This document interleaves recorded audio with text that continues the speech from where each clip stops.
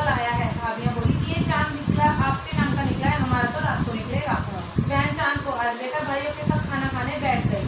पहला टुकड़ा तोड़ा तो बाल निकला, दूसरा टुकड़ा तोड़ा तो छींक मारी, तीसरे टुकड़े में तोड़ा तो राजा की घर से बुलावा आ गया कि राजा का लड़का बहुत बीमार है, जल्दी से रानी को भेजो। माँ ने लड़की के पहनने के लिए कपड़े निकाले तो 3 बार बक्सा खोला, तीनों बार सफेद कपड़े निकले। तब माँ ने कहा वही कपड़े पहनाकर ससुराल भेज दिया। लड़की की साड़ी के पल्ले में एक सोने का सिक्का बांध दिया। माँ ने कहा कि रास्ते में जो भी मिले सबके पैर पड़ती जाना, जो तुझे सुहाग का आशीष दे उसे ये सिक्का दे देना, अपने पल्ले में गांठ बांध देना। रास्ते में किसी ने सबके पैर पड़े, किसी ने मुझे सुहाग का आशीष नहीं दिया, सबने यही आशीष दिया सब्र करने वाली हो, 7 भाइयों की बहन हो, अपने भाइयों का सुख देखने वाली हो। अब ससुराल के घर पहुंची तो दरवाजे पर छोटी ननद खड़ी थी।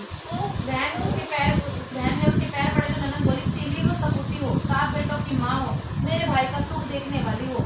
ये आशीष सुनकर उसने सोने का सिक्का ननद को दे दिया, अपने पल्ले में गांठ मार ली। अंदर गई तो सासू जी ने कहा कि ऊपर कोठरी में जाकर बैठ जा।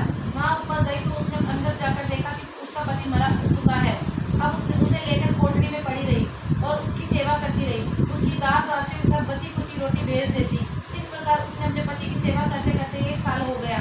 करवा चौथ का व्रत आया, सारी पड़ोसियों ने नहा धोकर करवा चौथ का व्रत रखा। सबने सिर धोकर हाथों में मेहंदी लगाई, चूड़ियाँ पहनी। ये सब देखती रही। एक पड़ोसन बोली तू भी करवा चौथ का व्रत कर ले।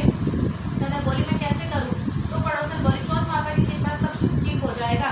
पड़ोसन के कहने पे बहू ने भी व्रत रखा। थोड़ी देर के बाद करवे बेचने वाली आई। करवे ले लो भाइयों की प्यारी करवे ले लो, जिसमें 4 दुगाने वाली करवे ले लो, ज्यादा भूख लगने वाली करवे ले लो। बहू ने आवाज लगाई हे करवे वाली मेरे को भी करवे दे जा। करवे वाली कहने लगी मेरी दूसरी बहन आएगी वही तुझे करवे देगी। दूसरी बहन आई करवे ले लो भाइयों की प्यारी करवे ले लो, जिसमें 4 दुगाने वाली करवे ले लो, भूख लगने वाली करवे ले लो। बहू ने आवाज लगाई हे करवे वाली मुझे भी करवे दे जा। दूसरी बोली मेरी तीसरी बहन आएगी वही तुझे करवे देगी। इस प्रकार 5 बहनें आकर चली गई, किसी ने भी उसे करवे नहीं दिए। फिर छठी बहन आई और बोली मेरी 7वीं बहन आएगी वही तुझे करवे देगी।